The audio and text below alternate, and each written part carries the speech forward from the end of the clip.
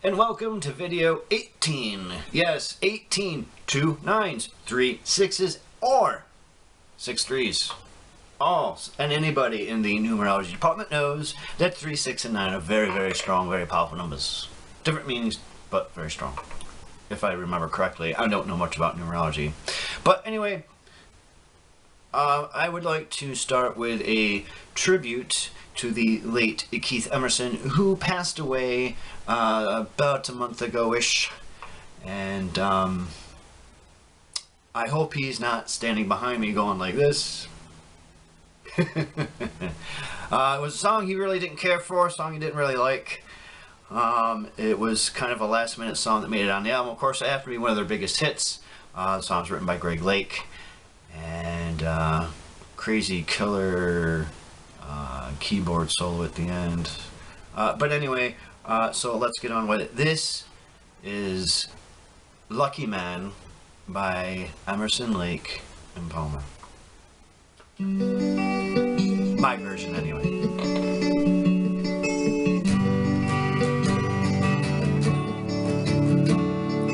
He had white horses and ladies by the score, all dressed in satin, waiting by the door. Ooh, what a lucky man he was. Ooh, what a lucky man he was. White lace and feathers, they made up his bed. A gold-covered mattress on which he was led. Ooh, what a lucky man he was. Ooh, what a lucky man he was.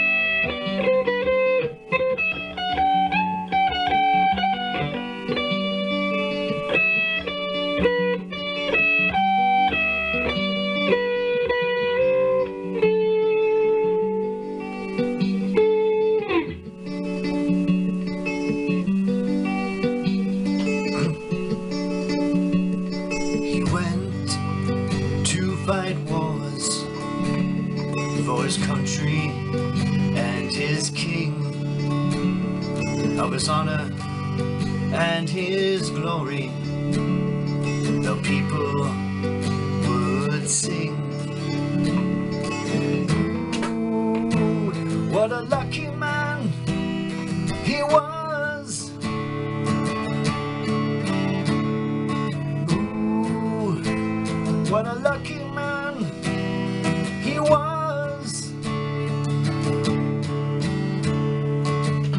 It had found him cried. No money could save him, so he lay down and he died. Ooh, what a lucky man he was. Ooh, what a lucky man he was.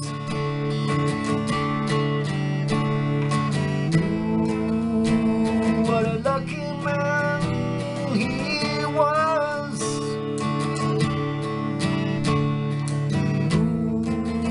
Ooh, what a lucky man he was.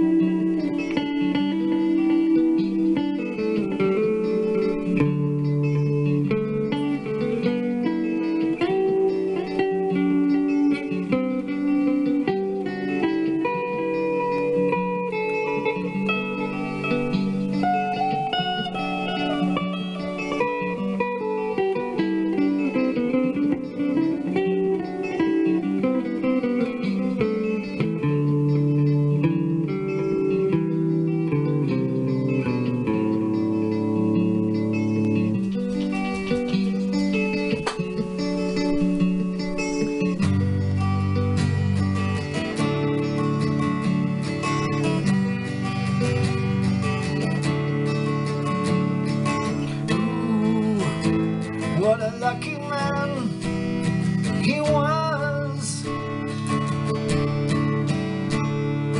Ooh, what a lucky man he was. Ooh, what a lucky man he was. All right. Well, I hope you enjoyed that. We'll be back with the topic subject at hand shortly. Welcome back, my friends, to the show that never ends. We're so glad you could attend. Come inside, come inside. There beyond the glass is a real blade of grass. Be careful as you pass. Move along, move along. Come inside, the show's about to start. Guaranteed to blow your head apart. Rest assured you'll get your money's worth. The greatest show in heaven and hell on earth. You gotta see the show, it's dynamo. You gotta see the show, it's rock and roll. Alright, so there's another little tribute. It's Carnival 9. I can't remember.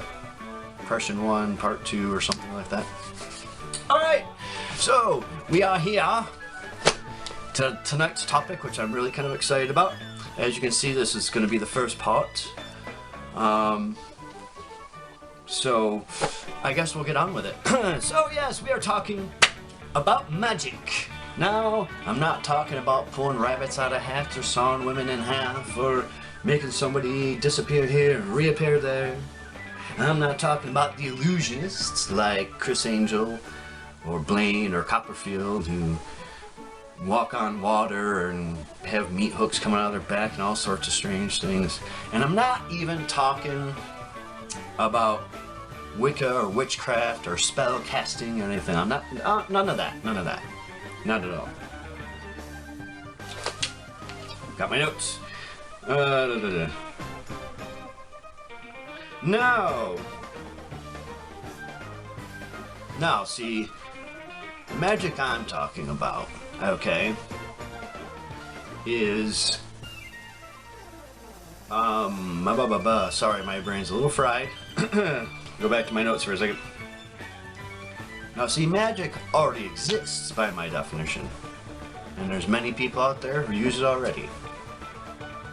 At least by my definition, and I'm not talking even about my definition being having to do with fantasy books written by Robert Jordan or Terry Brooks or Terry Pratchett or any of those other type things. Basically, what I'm talking about, okay, and yes, as I always talk about energy, right? Universal energy, you know, prana energy, the Holy Spirit, the force, the field, you name it. Now, this is an energy. It's just, you know, it's not really shaped or formed. It's just energy. It's love energy. It's beautiful. And basically all we to actually use magic, again by my definition, which I'm trying to get through because my brain's going, sorry, been a long week, so sorry for my it's always a long week. But basically this energy, it's just energy, right?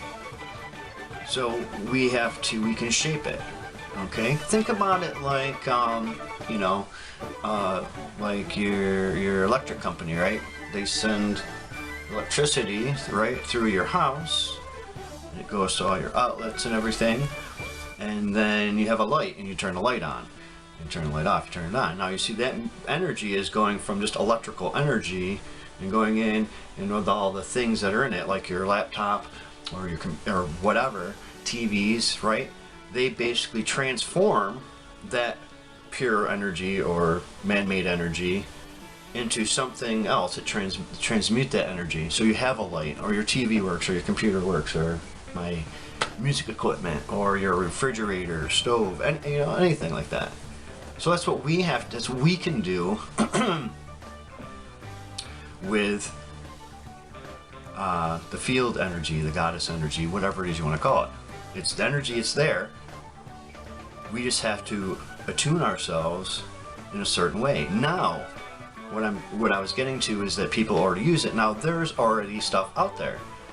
Many of you probably have heard of Reiki, and there's like different kinds of Reiki. There's Michaela Sui, which I happen to be a practitioner of, and I'm a second level attunement to that. There's Karuna, Kundalini, Rainbow, Reiki, there's Qigong, Prana healing. I mean, there's all different types of healing modalities out there. And basically that's magic. I mean, we are taking the universal energy and we go through a process of an attunement. So when we can bring and channel that energy in, you know, and then we can do the healing. And And we're just touching the tip of the iceberg with this. Now I kind of had these little spindly threads and ideas, and they finally came together for me, and I realized, well, you know, okay, so really all this energy it's magic. So why can't we do other things with it? I mean, we're just, I mean, sure, we still have even a lot of work to go with, even with the healing. I mean, we got to get to a point where, with the energy healing, to be able to heal quicker, less time spent, instantaneous healing, and we will get to that. I know you may think I'm crazy, but we will, down the road, at some point down the road, when all this crazy nonsense society stuff out there, when things begin to change, you know, the Reiki and all these different types of healing modalities are going to be a lot stronger and a lot better. So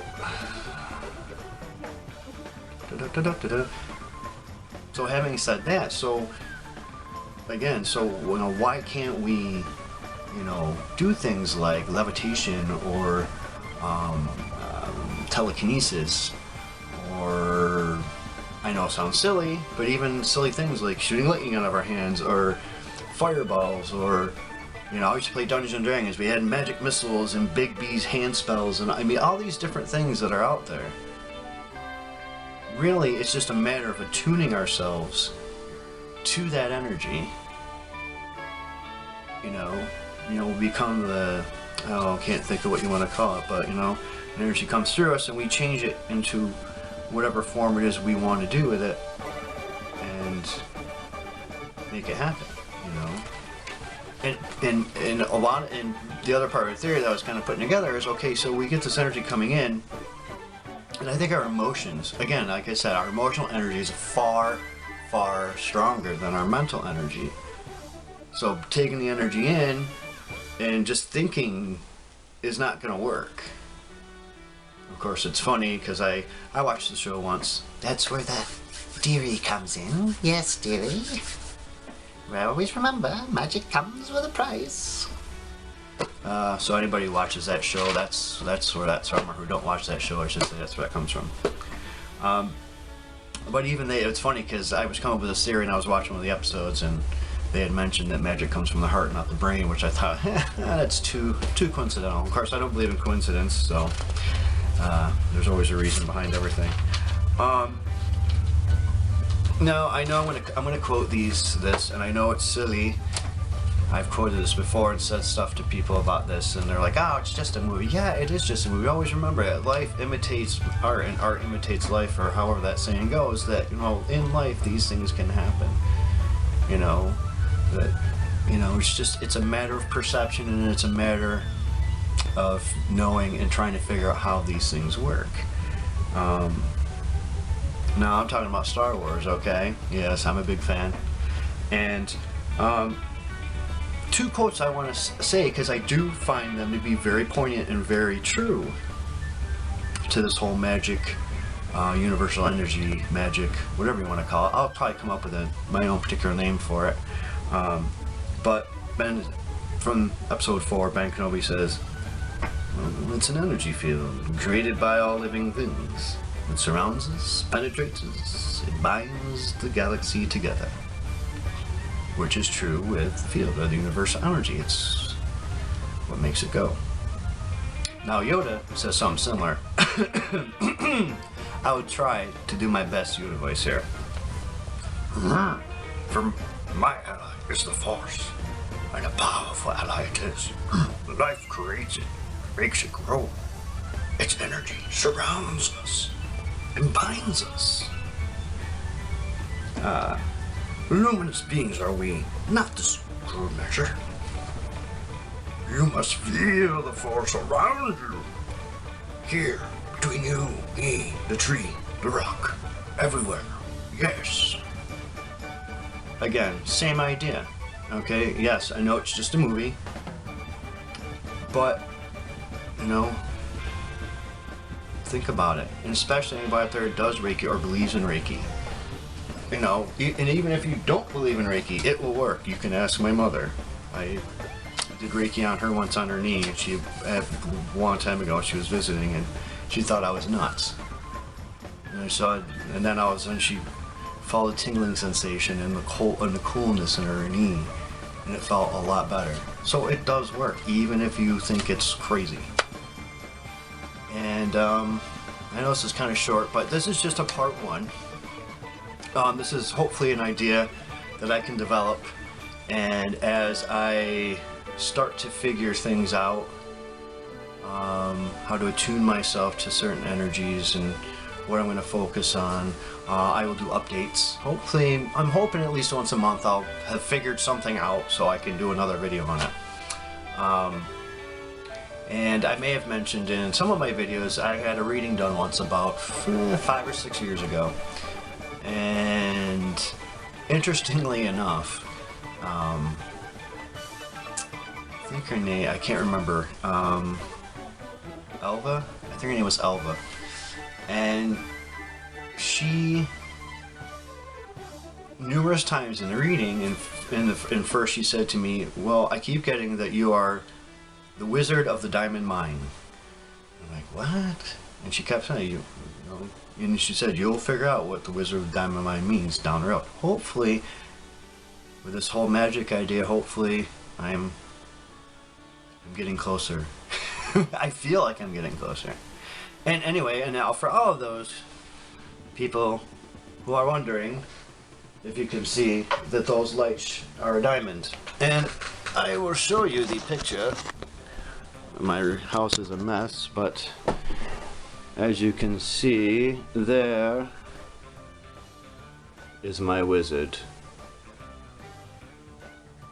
And so we have the Wizard of the Diamond Mine on my wall, and hopefully I don't get too much shot of my house because it is a mess. But anyway,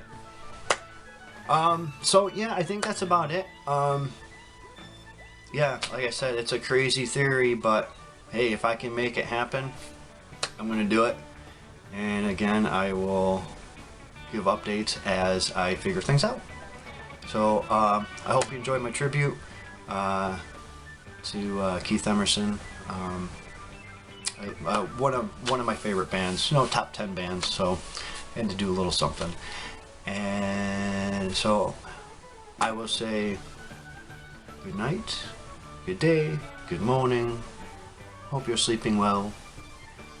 Whatever time of day. Of course, you won't be watching this in your sleep, right? No. Okay, anyway, so I say namaste to you. Peace.